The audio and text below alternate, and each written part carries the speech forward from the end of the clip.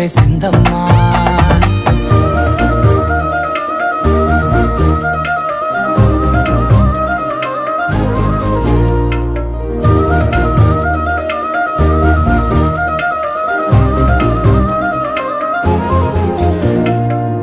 ఏకాంతాలన్నీ ఏకాంతం లేక ఏకరువే పెట్టాయే ఏకంగా, సంతోషాలన్నీ సెలవన్నది లేక మనతోనే కొలువయ్యే మొత్తంగా, స్వాగతాలు లేని ఒంట్లో ఉండలేక విరహం కనుమరుగయ్యే మనతో వేగలేక, కష్టం నష్టం అనే సొంత వాళ్ళు